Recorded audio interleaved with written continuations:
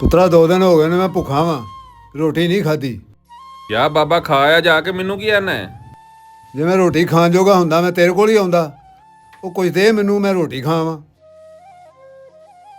ਬਾਬਾ ਜੀ ਜਦੋਂ ਦਾ ਮੇਰਾ ਵਿਆਹ ਹੋਇਆ ਨਾ, ਘਰ ਦੀਆਂ ਪਰੇਸ਼ਾਨੀਆਂ ਹੀ ਨਹੀਂ ਜਾਨ ਛੱਡਦੀਆਂ। ਕਦੀ ਆਟਾ ਕੋ ਨਹੀਂ, ਕਦੀ ਦਾਣੇ ਕੋ ਨਹੀਂ, ਕਦੀ ਪੈਸੇ ਕੋ ਨਹੀਂ, ਕਦੀ ਕੰਮ ਨਹੀਂ ਲੱਭਾ। ਉੱਤੋਂ ਸਹੁਰਿਆਂ ਤੰਗ ਕੀਤਾ ਏ, ਤੂੰ ਸਾਡੀ ਕੁੜੀ ਨੂੰ ਖੁਸ਼ ਨਹੀਂ ਰੱਖਦਾ।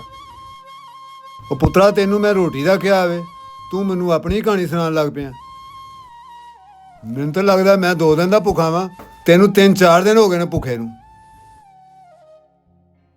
ਪੁੱਤਰਾ ਤੇਰਾ ਕੰਮ ਤੇ ਫਿਰ ਮੇਰੇ ਕੰਮ ਨਾਲੋਂ ਵੱਡਾ ਹੀ ਹੋਇਆ ਨਾ। ਚੱਲ ਭਲਿਆ, ਸਾਡਾ ਅੱਲਾ ਵਾਰਸ ਹੈ।